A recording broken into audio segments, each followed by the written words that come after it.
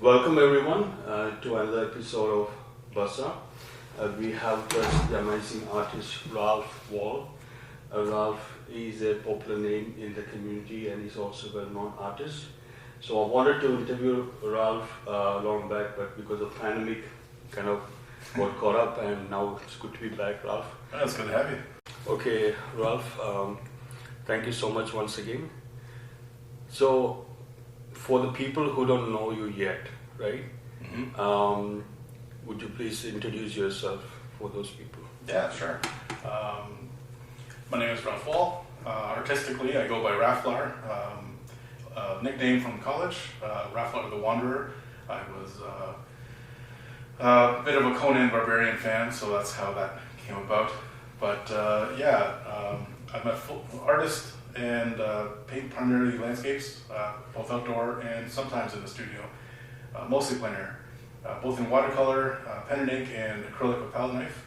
But most of the time, I'm spending a lot of my energy here at Homer Watson House and Gallery, where I'm the graphic designer, instructor, and all-around go-to guy. So. I remember the first time I met you, and it was pretty hard to believe you're an artist. Like you look very tough with this. You look like a biker. And I think pretty sure, people might have asked you and was surprised by the fact that you were an artist actually. Yeah, I got that a lot, especially in my beginning stage. I was always like doing watercolor, which is very delicate and dainty. It wasn't until many years into being a full-time artist that I got into more aggressive expressionism with palette knife painting, which suits the look a little bit more, I guess. But yeah, at the beginning I was a big bearded guy with little watercolor paintings. Right. I mean, so most of the guys who are artistically inclined, or the people who are artistically inclined, who wants to get into art, do you have any guidance for those people? Just do it. Practice, and be you. Just find what you want to do. Don't listen to other people about what you should do. Listen to yourself. The caveat being, if you want to sell a certain thing to certain clientele, what does your clientele want? Right? If you're very niche, it might be a little harder, but always paint for yourself. Don't paint to sell, ever. All right. Thank you. Second question would be, so I read about you online and in social medias, and the introduction says as an open air artist. Like how did you got introduced into that concept of open air painting? This is a good story. So when I went to Niagara College to learn art, and back then, this was like the late 80s, right? Aging myself here. There was a lot of a big watercolor movement in the Niagara region, but it was all like still life bowls of fruit and flowers, and they were nice. But as a teenage boy who was heavily into X-Men and Conan the Barbarian, I did not want to paint that. Right. Enter my watercolor teacher, this old Dutch veteran, Mr. Ackerman, I think he was. He was amazing. His first day, he told us his story, his life story, and then the story that hit home most was how he was in a concentration camp and what he witnessed, and then how he eventually got out. And then he said, okay, paint something that I told you today. And that was my first watercolor painting. And I went, oh, I can tell stories and I can do some really cool, exciting things. So because of him, he allowed me to paint my Conan the Barbarian-esque stories and stuff that I was writing. And he said, okay, your pictures are good, but your backgrounds, they're kind of flat. They lack life. What you need to do is go outdoors. Go look at actual trees, look at your stormy skies and your landscapes, and see from nature and paint from nature, and it will improve your backgrounds. And then as I matured, became less of a teenager, I just fell in love with nature, and I was always outdoor painting, and I just absolutely loved it. So then I said, that's it. I don't want to paint from photographs because they're flat for me. I like the energy of being out there. Just what does it feel like? It's not what do I see, it's what do I feel. And I love interpreting that. right? The textures, the colors, the wind, the heat, the cold, whatever it is.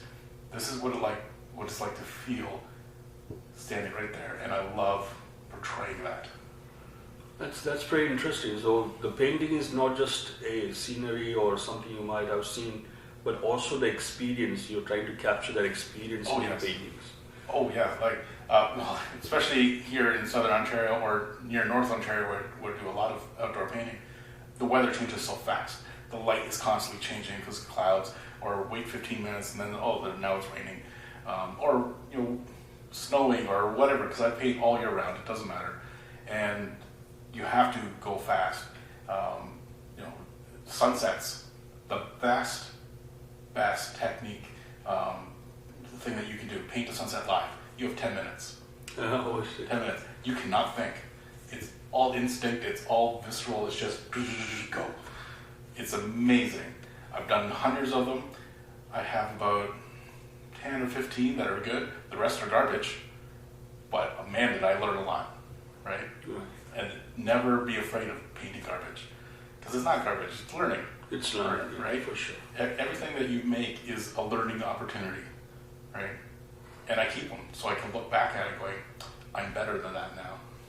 That's pretty good. So I didn't know this actually, and this is probably the first time I'm thinking, maybe the viewers also might have not thought about this, that when you're painting landscaping, time is of essence. Mm-hmm.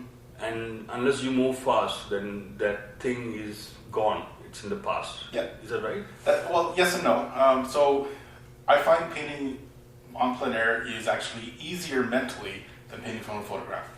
And the reason being, from a photograph, you are constantly comparing every angle, every lighting, every single imperfection or that's on your painting versus this. And you're looking back, well, it's not the same.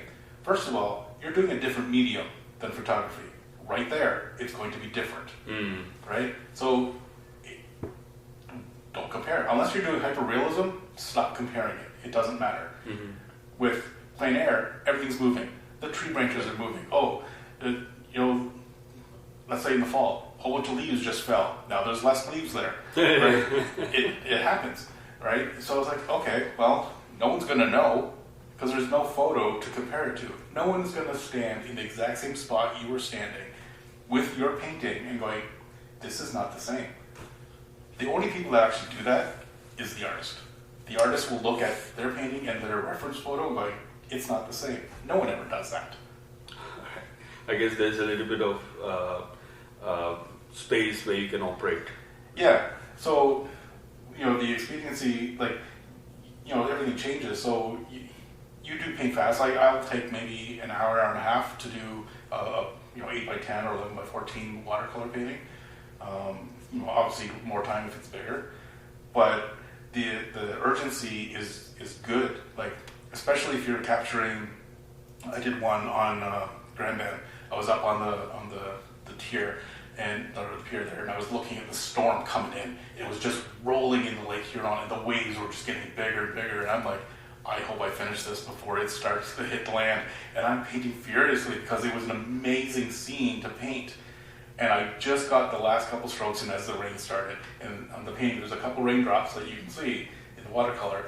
But it was like, it was a nice big one, about 2 feet wide. So it was beautiful.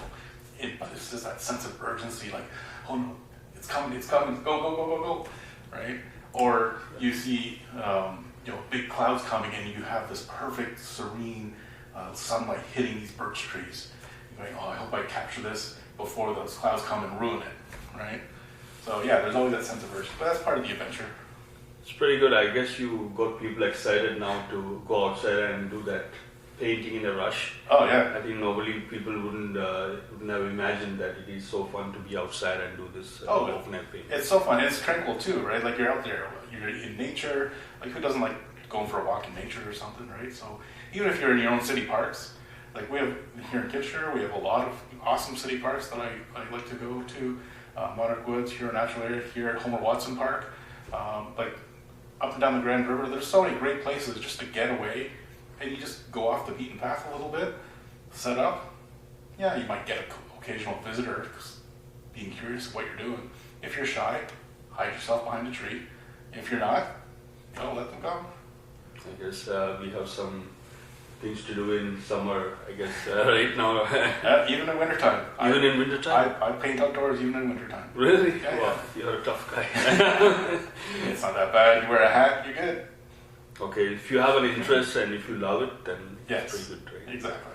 That's pretty nice. Thank you so much for sharing. Well, And I read an article that said that there is a plein air society here. Is that true? the Waterloo Plein Air Society? I didn't know any other society. Yeah, like that. actually I started that. Oh, really? So yes. So now you know who started it. Very good. Yeah, so there's a lot of plein air societies all around. And there was one here, a chapter here for a while, a long time ago, but it just kind of fizzled out because, people, I think the person moved away to out east or something. Yeah. Regardless, I'm part of a lot of plein air festivals, so Elora has a good one, Paris Brant has a good one, and they're all over if you just look them up. So I just kind of started it on Facebook as a way to network, so people can post these events that are coming up, right? And it's not a big deal. It was just a little something for people to, where can I go to paint outdoors? Yeah. Or post pictures of, hey, I'm going to Huron Natural Area or Homer Watson Park or wherever painting. If anybody wants to join me, I'll be there Saturday, 10 a.m. Right? That's amazing, right? I think it's an interesting package if you provide it from Homer Watson. Like, this is such a beautiful place. Yeah. And I think, you being an expert in that, I think you can get a lot of people here. Yeah. Okay. Thank you so much for sharing. Another question I want to ask is, so tell us a little bit about your role in Homer Watson at this point. Okay, so I was an instructor first, about 12 years ago, I think.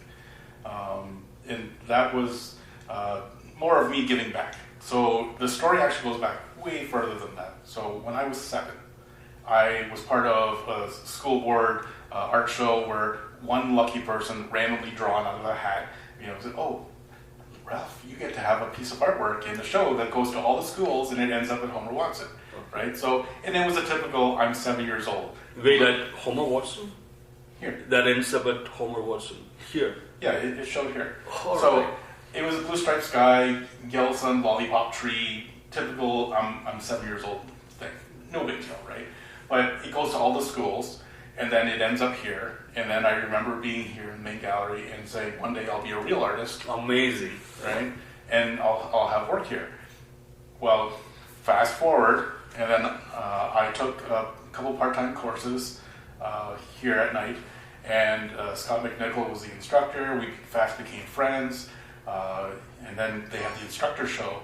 So he brought me in as his student, and then I had work here, and that was 2010, 2012, I can't remember, and I sold one of the works. So that for me was huge. And then I said, okay, you know what, I want to give back, so I want to be an instructor. Yeah, so fast forward, and then I wanted to, teach here, so to give back, right?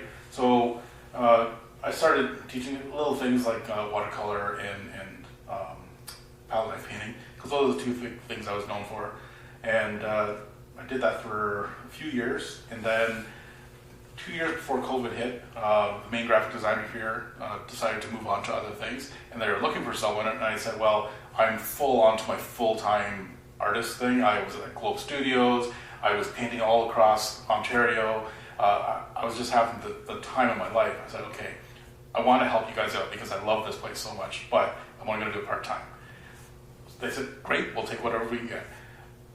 I ended up loving what we did here, all the programs that we did, giving back to the community, the events, being able to design a lot of really cool things. So when, I think just before COVID hit, I decided to become full-time, which, man, am I glad I did that, because when the shutdowns came, there were no more art shows. I couldn't show my art, couldn't sell my art. It was really hard. So I was really fortunate that I had, chosen 9 months ahead of time to take this full time, because there was a big staff turnover, right? And I said, well, you need someone here, and let me be in the office. So, and I absolutely love it. here because I get to do really cool things. Like I've done virtual tours of like this room here. This is Homer Watson's actual studio, so you can see his paintings. So if you go onto the webpage, which I maintain, like you can actually see and learn more about each individual painting and all that kind of stuff. Doing all sorts of really cool projects. So it really. So this is really the Homer Watson original painting, right? Yeah. Yeah. So the room that we're in right now is Homer Watson's studio, and it's kept intact. The main feature, well, outside of his paintings, of course, is the frieze at the top. So he hand painted the names of all these artists that he admired, like Constable and Turner and all them, and did little paintings in their style, which is amazing because if you look at the paintings, they are pretty accurate. And he did this in the early 1900s, before cell phones, before color photography, really. So he's working from black and white photos, probably from old magazines, and remembering the colors from when he saw them live at the Louvre or something, like, or wherever they were. So he was in Europe for 3 years, so he managed to study a lot of stuff. So I thought that was pretty impressive. So we work hard to preserve that. And then, of course, all the modern gallery exhibitions for local artists and stuff. We promote that, and then the schools for both kids and adults and stuff. So it keeps you really busy, and you're always doing something creative. So thank you so much for sharing. Are you saying that you're mostly into programs and things, and also to teaching here? Well, so the Homer Watson House and Gallery itself makes most of its money from programming and events. We are a charity-run organization, so outside of the few grants that we get, we have to earn our money somehow.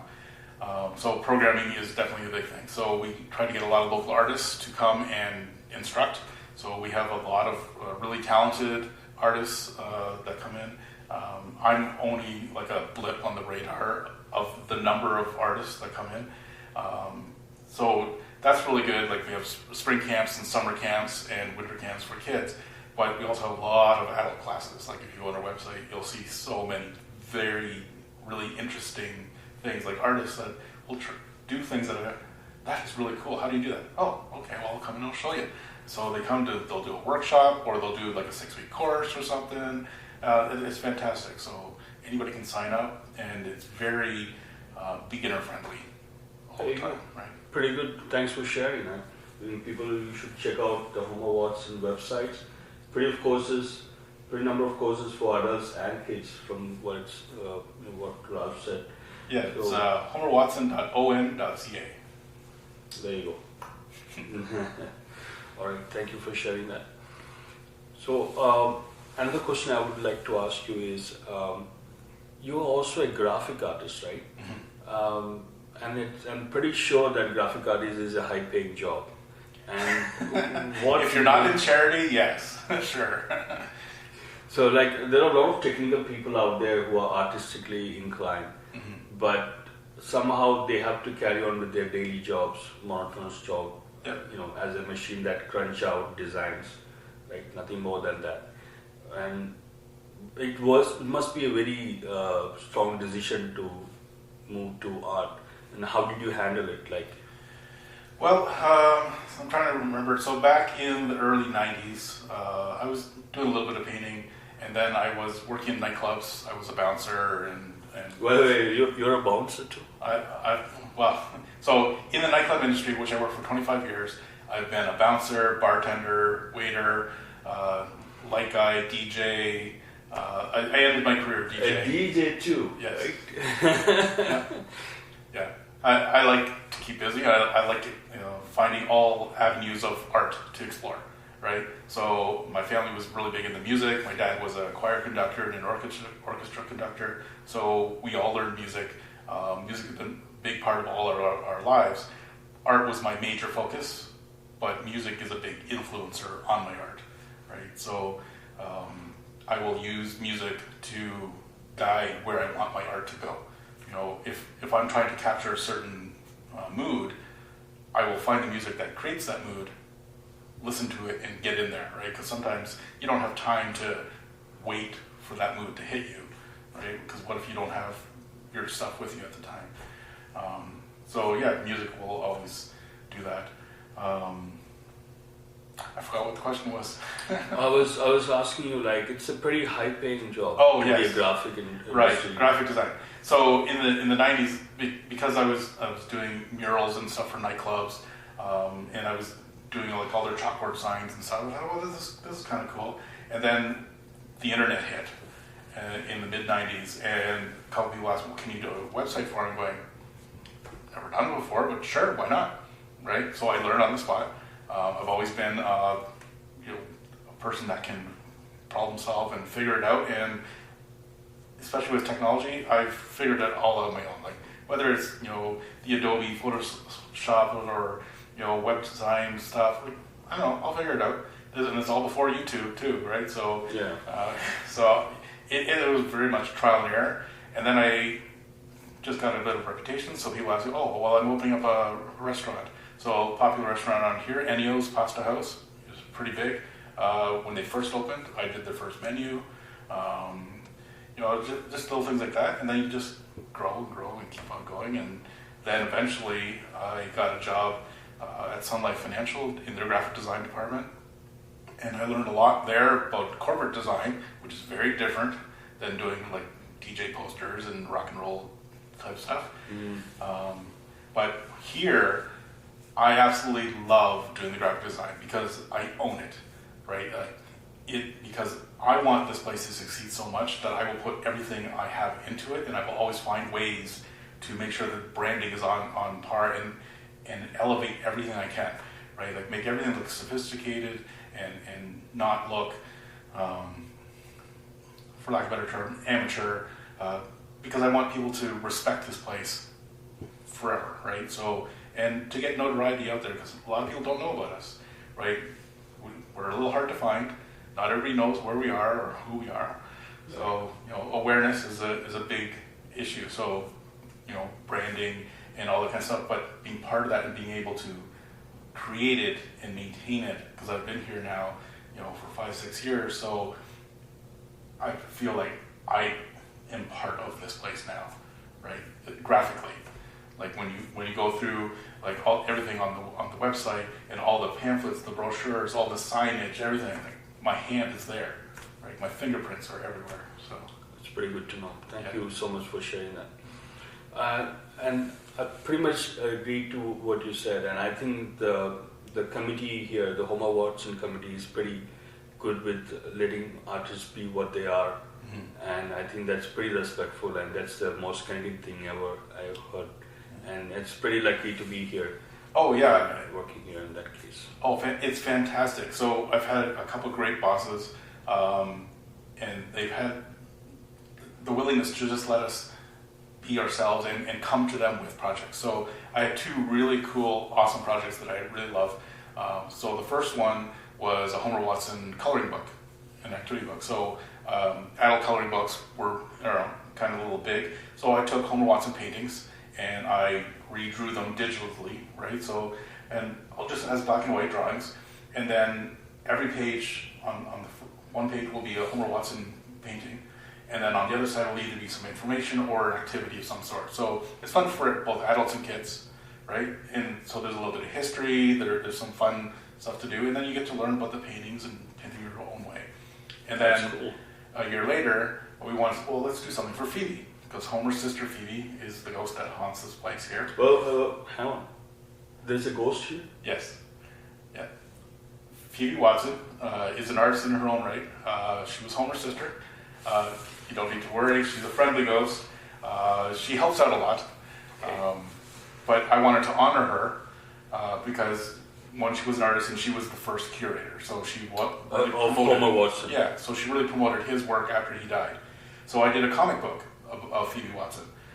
Full color, I did it all digitally, again, using my iPad, drawing everything, which was a big learning curve because I'd never used this material before, and I actually fell in love with it, and now I do a lot of illustrations this way using digital art, and it sparked a brand new avenue of where I can take my creativity. So that's pretty good.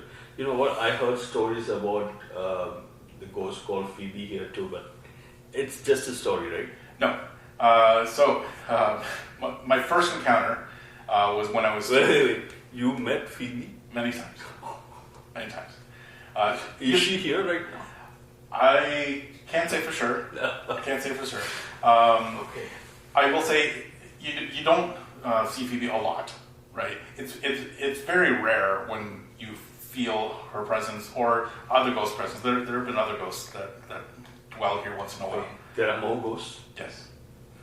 Okay. Yeah, it is one of the attractions of the house, but you know it's not a big deal. Just need to hold it. No, you're fine.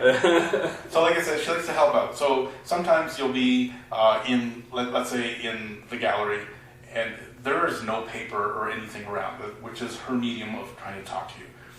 And we're going to pause for time out of the camera. Thank you. Sorry, Ralf. That's good. Okay, sorry, Phoebe. Technical issues. Yeah. No. Technical issues. Yeah, so Yeah, you can be in the gallery. There's a lot of paintings, but let's say people are commenting on all these paintings, but there's one painting in particular that just keeps, nobody notices for some reason. And you'll come in one day, there's a piece of paper on the floor right there, as if Phoebe is saying, well, don't forget about this one. This one's important too. Or this is the one that I like, or something like that. Other times, this is a good one. So the collections room, which is upstairs, which was her old bedroom, they were looking for... she used to stay here? Yeah. Yep. So one, Homer's wife, Roxa, died in 1912, I believe. Phoebe moved in to help take care of their adopted daughter, Mary. So Homer and Phoebe lived here together, and as brother and sister, and just, eventually they both died here. So she has as much claim to this house as anyone else. But again, she loves taking, helping out with paper information. I guess that's the way she manifests herself, with a couple of exceptions, which I'll get to. So they were looking for the name of the store that she worked at and who owned it in Galt. Like, she used to work at an art store down in Cambridge back in the early 1900s, and they knew they had somewhere, they couldn't find it anywhere. So for days they were trying to find it. The collections team comes in, opens the door, and on the floor is a newspaper article from the early 1900s, like a clipping, that should have been in a folder, in a box, in the cabinet, that is always locked. And it's just that single piece of paper. Sure, that must have been an accident or something. Yeah, okay, sure, why not? So another time, I was working at the front desk by myself. It was on a Sunday, right? It was snowing heavily. It just didn't, there was no customers coming in. So I thought, I'm going to just watch some football or something, whatever. My team did horrible, kind of, said something I shouldn't have at the team, like, whoa, what are you doing, type of deal. All of a sudden, the sign, the A-frame sign is at the top of the porch, goes boom! Like someone had kicked it, like a shotgun. It was so loud, like, what the heck? So I quickly look out the window. There are no footprints coming up and down because it's snowing heavily. It wasn't really windy. It was just like that heavy snow coming straight down. Okay, well, that's really weird. So I go outside. I quickly check. No, there's nothing here. No snowball hitter or anything. And as I step outside fully to pick up the sign, the door slams shut and deadbolt. Oh my God. And I went, okay, I shouldn't have swore. So luckily I had my keys on me, so I had to come through the basement and come up that way, because she had put the deadbolt down. Right. Well, she's listening. Yeah, so I apologize, and I haven't sworn since.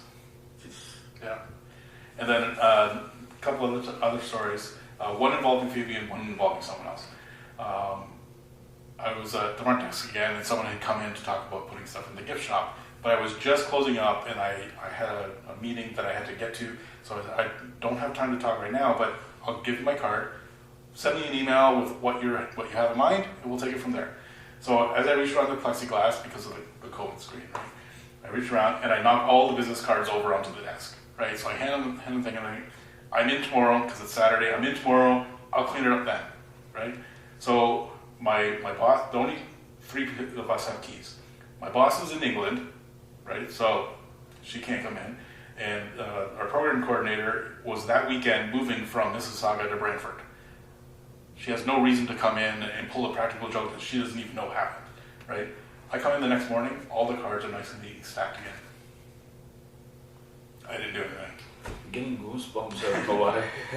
Well, this one will give you goosebumps for sure. Oh, this one? Yeah, so I was upstairs, this was pre-COVID, so I was upstairs with this guy Pierre that worked here, and there was summer, camps were going on, but it was like 4:15, 4:30, camps were over at 4. We heard laughter, but it sounded like it was inside, and like, oh, kids, they're probably waiting for their parents. I'll go downstairs and make sure the door is locked because they're not supposed to be in here. Go downstairs, don't see anybody. Okay, that's weird. I'll even look outside, there's no cars or nothing. It's like, okay. Must have been just kids playing in the neighborhood, because we get a lot of kids playing in the neighborhood. Yeah. Right? Okay, no big deal. Go back upstairs. We hear the giggling again. It sounds like 2 little boys. Like, okay, what's going on? So I go, Pierre, you hear that? Yeah, I hear that too. Okay. So I'm going to go check my room, but I'm going to go down to the basement. You go check outside, make sure there's no one outside. I'll meet you at the front basement door. Yeah. So I check every room down here, make sure all the doors are locked. Okay, no, there's nobody in here. He goes outside, he did like a full circle of the whole building. He goes, and we meet downstairs. He goes, there's nobody outside. He actually saw the camp instructor outside going to her car. She said, no, everybody's already gone home like 15 minutes ago. Wow. And then we're like, okay, what was that? And then we heard it 5 feet away from us, just around a corner. So we quickly jump, because we don't want kids locked up in here, right? Because if they're playing games. But we jump around the corner, which is empty. There's nothing to hide. There's no one there. Like, no one. So we find out later on that there have been reports of little kids, playing practical jokes and laughing and like as if they're playing hide and seek or something throughout the years. And we have stories like from the 50s, because Phoebe died in 1947, of people will claim to see an older lady, hair in a bun, in a long, dark petticoat dress. And it's always the same description, like for 50s, 60s, 70s, 80s, 90s. Like, for decades, people see the same figure. Wow. Girl with the bun, right? Yeah. I guess. So, yeah. But again, like, another... Please don't leave me here. No, right? No. I'm not afraid, just... No, not during camp. Camp instructor was teaching, and one of the girls at the back of the basement, because Phoebe used to have her pottery studio and the kitchen was downstairs. So she is seen mostly down there or in the hallway here. So they were there, and all of a sudden, like, she noticed a couple of kids in the back were like kind of uneasy, and she goes, okay, well, what's wrong? I think someone is leaning against me and wanting to see what I do, so I keep showing my work, but they don't say anything. And I said, oh, okay, well, that's just Phoebe. She just wants to know what you're doing. Like, they weren't scared. They were just like, they were more concerned that she wasn't saying anything, right? So even little kids can sense it. Wow. But again, like, nothing bad. It's all good. I'm pretty sure I don't want anyone to sense my work. Like, fine. If somebody's sensing it, I'm gone from that place. Like, I'm not staying. Yeah. But I guess I like how you have found that as an energy, and just as you accepted Phoebe in the house Yes. as part of the house. Yep. And not something you have to fight against. Oh, That's every pretty night good. when I set the alarm, I will always say goodnight to Phoebe. I'll see you tomorrow, or have a good weekend. Right? I mean, this is her house, so if I was living in your house, I would say I would. I guess that's a lot of interesting stories here at Homer Watson. So if you want to check out, come and meet Ralf. Okay. Yeah, you can also check out the website homerwatson.on.ca, and we have our virtual tours that you can go check out the ghost tours and the property tours and all that kind of stuff. Very good, Ralf. Thank you so much for sharing. One more thing, you have a personal studio, right? Yes and no. So I used to be part of Globe Studios. Yes. this I past met you a couple of times. yeah, and I absolutely loved it there, and I miss it there, so I'm no longer there. This past summer, I had to give it up due to me spending most of my time here and using the studio space here, and also my wife switching careers and going back to school. It just wasn't financially feasible, right? So I miss it immensely, but I do get to paint here. But I miss the camaraderie of the other artists there, right? The energy of Globe was, it's family. Like, I could walk in there right now and, get hugs from at least a dozen people. You really make good connections. So when you're in your studio space, it's amazing because there's nothing to do but art. You're not distracted by laundry, chores, TV, any of that kind of stuff. So it's a place to create, and that is the purpose. So you must fulfill that. But if you don't feel like it, just go visit someone else. And they go, what are you doing? Oh, that's kind of cool. Oh, okay, I got ideas now. Let me go. Right? And people there understand that if you run away in mid-conversation, they know you're going to create. Right? So it was a great place. I really miss it. I hope to get back there again sometime. All right, same here. Thank you so much for sharing that. We heard that you're an actor also. Can you tell us how that happened? Yeah. So it was purely an incident where I was really shy, and I knew I needed to get out of that. So I took a class at Conestoga College called Acting Out, Breaking Out of Your Shell or something like that. And it was a bunch of exercises to boost your self-confidence, find your personality, that kind of thing. And the teacher was really good. He was an actor, I think, from the Stratford Festival. And he really inspired me to get into acting itself. And I thought, okay, this looks like fun. So he steered me to KW Little Theatre, where I did a play called Mort by Terry Pratchett. And I played 8 different parts, along with 7 other people. So we were a group of 8. We all had 8 parts. So it was a lot of costume changes, a lot of different characters that you had to portray. So you really had to find your sense of self and be comfortable being all these different people. But then I met all these actors. I thought, this is a cool vibe. I absolutely love it. So I thought, it's a great place to pick up chicks too. So I thought, all right, let's do this.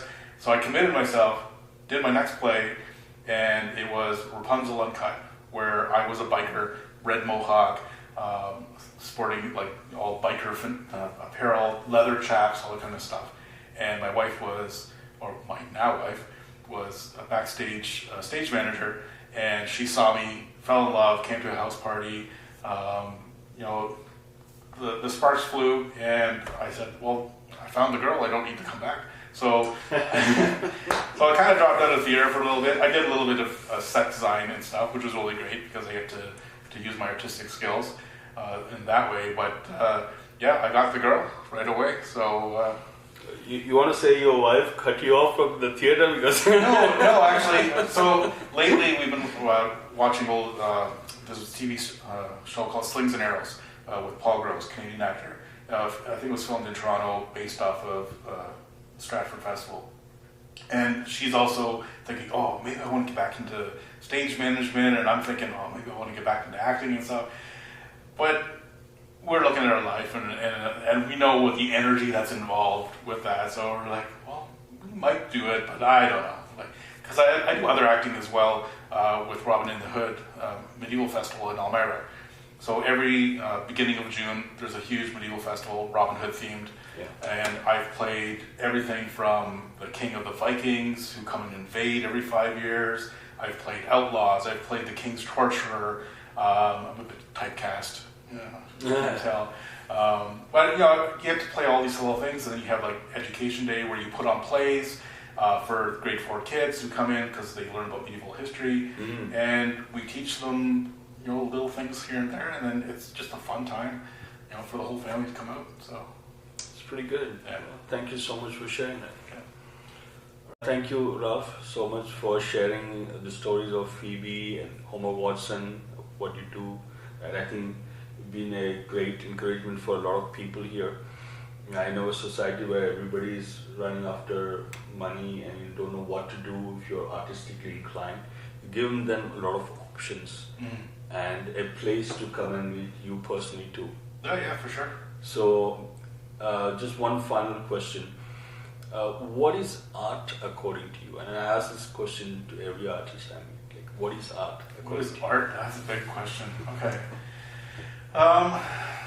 Art, to me, art is intent. You can't just randomly throw stuff off and, oh, you make art. Yeah, you can get lucky and it can happen, but I think art is intent. Whether you actually accomplish what your intention was is not the goal. But you have to put something in. Whether you want to tell a story, whether you're experimenting with color, texture, if you're an abstract artist and you are throwing paint down in some random way, what was the intent? Is that your intent to see what happens? That's your intent.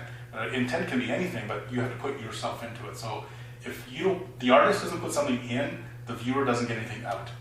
Right? It's true. It doesn't matter what style, whether you're an illustrator, hyperrealism, impressionist, expressionist.